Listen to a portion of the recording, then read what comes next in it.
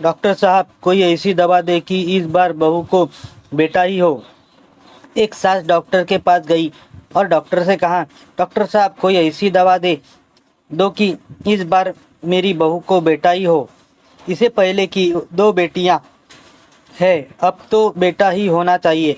Doctor ने उत्तर दिया, medical science में ऐसी कोई दवाई नहीं है।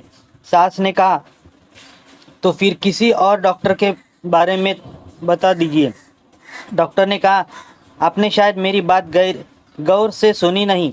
मैंने यह नहीं कहा कि मुझे दवाई का नाम नहीं पता। मैंने कहा मेडिकल साइंस में कोई भी दवाई नहीं है। लड़की का ससुर भी साथ ही था।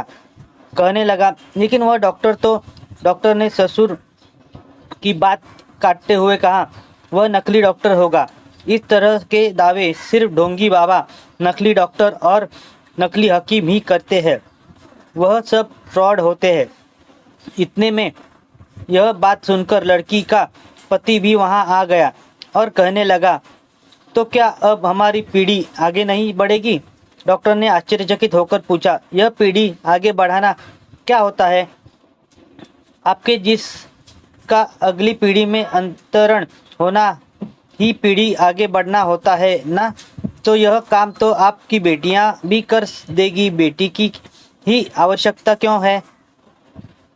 आप तो एक साधारण मनुष्य है। आपकी पीढ़ी में ऐसी क्या बात है जो बेटे के होने से ही आगे बढ़ेगी? ससुर ने कहा, मैं समझा नहीं। डॉक्टर ने बताया, शाहीवाल दूध देने वाली गायों की एक विशेष नस्ल है।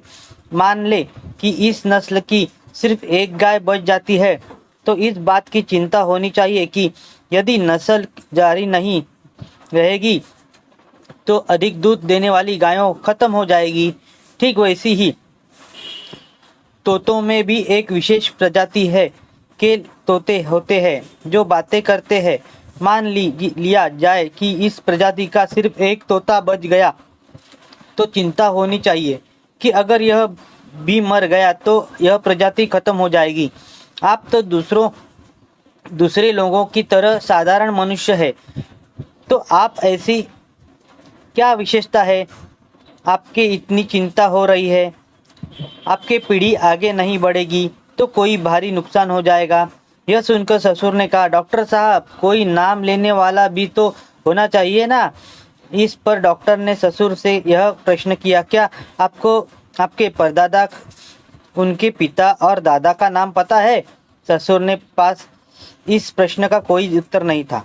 डॉक्टर ने कहा, मुझे पता है कि आपको आपके परदादा, उनके पिता और दादा का नाम नहीं पता। जिस तरह आपको चिंता हो रही है कि आपका नाम लेने वाला कोई होना चाहिए, वैसे ही आपके परदादा को भी यही चिंता हुई होगी। फिर भी आपको आपके परदादा का नाम नहीं पता। ठीक वैसे ही जब आप मर जाओगे तो आपका नाम कोई लेने या नहीं लेगा, इससे आपको क्या फ़र्क पड़ेगा। लेकिन अगर आप चाहते हैं कि लोग आपको मरने के बाद भी याद रखें तो आप कुछ ऐसा काम करें कि जिससे लोग आपको मरने के बाद भी याद करें। कोई पुण्य का काम करें, समाज के कल्याण के लिए काम करें। आप इस पर निर्भर क्यों है कि अगर आपको पोता ही होगा तो ही आपके मरने के बाद आपका नाम लिया जाएगा या आपकी पीढ़ी आगे बढ़ेगी? जो काम बेटा कर सकता है वह काम बेटियां भी कर सकती है।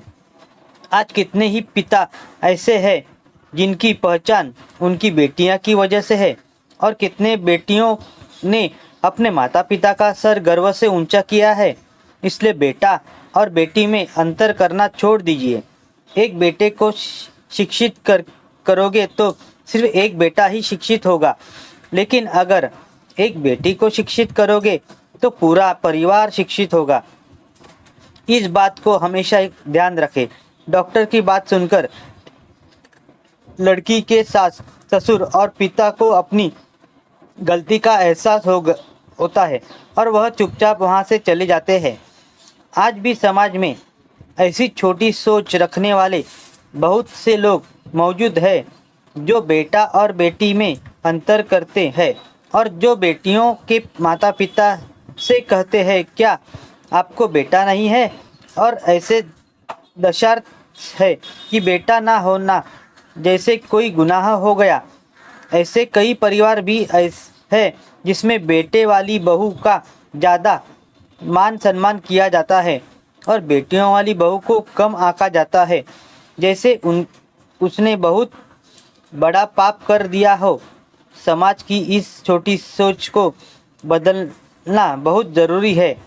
यह कहानी के बारे में आपकी अमूल्य राय मुझे कमेंट करके ज़रूर बताएं।